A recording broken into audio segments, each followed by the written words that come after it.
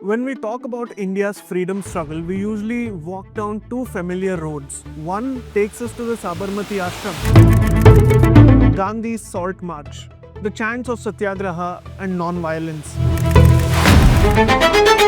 The second takes us into a darker alley, the world of Bhagat Singh, Khudiram Bose, the revolutionaries who chose bombs and bullets. But hidden deep inside the forest, there was another road older than the both of them, a road where the war for freedom was not fought in the courtrooms or legislative halls, but in the shade of sal trees, in bamboo-thatched hamlets, in valleys where the only law was the ancestral memory of the land. This was the road of India's tribal resistance, a full-fledged freedom struggle, but one that history textbooks rarely tell us. This is a story that was originally written in Swarajya by my good friend Nabarun Barua, so check out his article in the description below.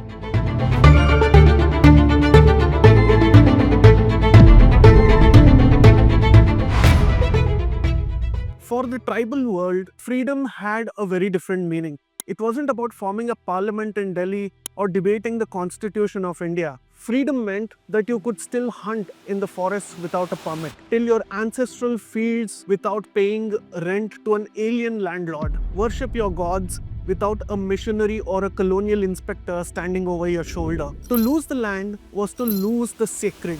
To cut the forest was to cut the bond between the living and the dead. So when the British arrived with surveyors, tax collectors and soldiers, the tribals saw it not just as a political conquest, but as the destruction of their very universe.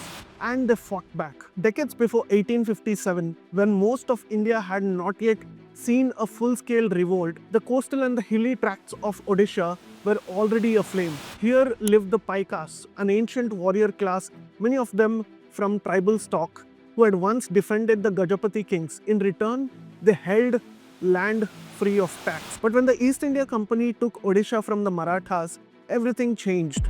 Their lands were snatched, salt was taxed, and proud warriors were reduced to indebted peasants. Then came Bakshi Jagabondhu. In 1817, he raised the Paikas in rebellion. Police stations were set on fire, prisoners were freed, treasuries were looted. For months, Odisha's countryside was in their hands. The British crushed the revolt, but the memory of the Paikas became the seed of something larger.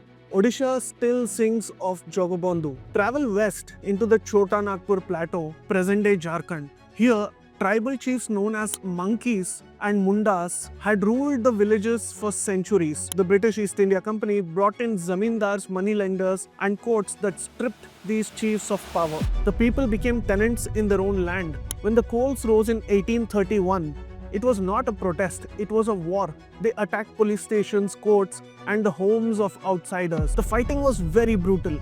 Hundreds of people died on both sides. The British had to march troops from Calcutta to put it down.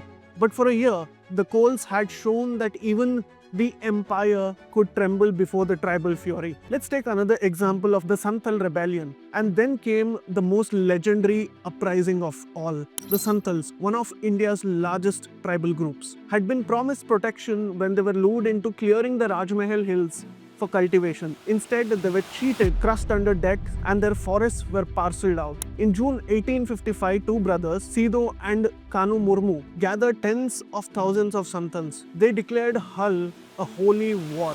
Armed with bows, arrows, axes, Santal warriors struck police stations, railway lines, and postal routes. For months, they brought the Bengal presidency to its knees. The British replied with artillery and rifles. Over 15,000 Santhals were killed.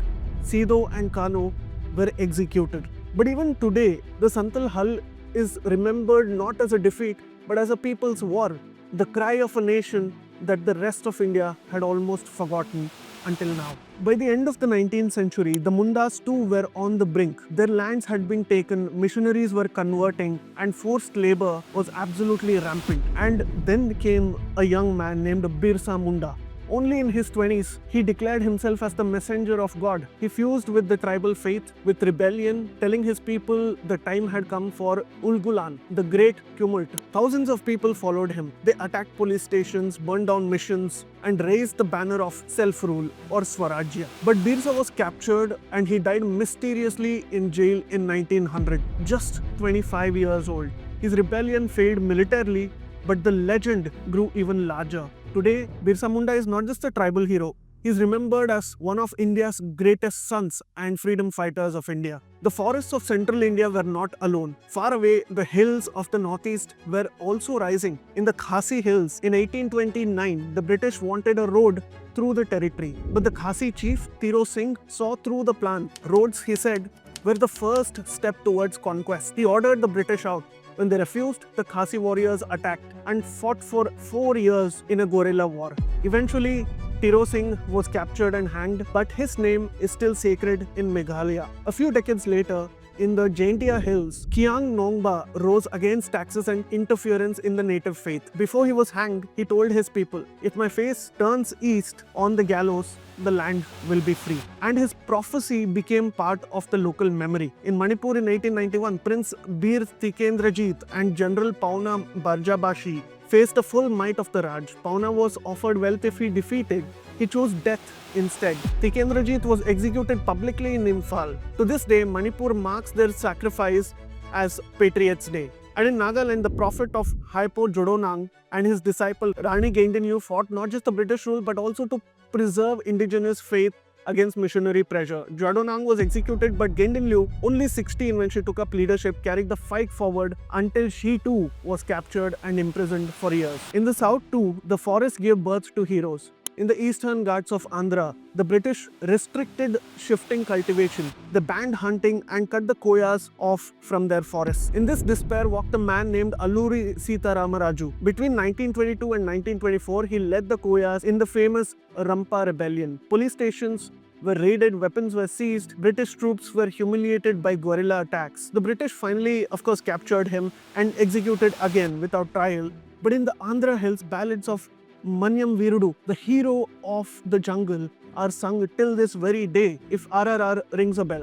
Further west in Telangana, Komaram Bheem rose against the Nizam's tyranny. His rallying cry was simple: Jal Jangal Zameen. In 1940, he was surrounded at Jodeghat. He refused to surrender. He fell in battle, but his slogan still echoes wherever indigenous people fight for their rights. So why are these people forgotten? And yet, how many of us are taught these stories in our schools? The truth is, the British dismissed these are tribal disturbances. That was the term which was used. Urban, educated historians after independence did not know how to place them in the neat arc of Gandhi, Nehru and the Congress. Even in Free India, we preferred a simple narrative. One leader, one movement, one midnight of freedom. But the songs of the Santhals, the dances of the Gonds, the ballads of the Nagas, they kept the memory alive. To understand India's freedom struggle fully, we must remember that there wasn't one road or even two. There were actually three: the path of Gandhi, the path of the revolutionaries, and the third path, the path of the tribals, who fought not for constitutions but for forests, rivers, and gods. For them, freedom was not an abstract idea. It was the right to walk the old paths, to drink from the ancestral streams, to worship at sacred stones. Their war cries once echoed through the bamboo groves of India's independence. We must let those cries echo once again, not in footnotes, but at the very heart of our national memory. It is a shame that these stories have been forgotten.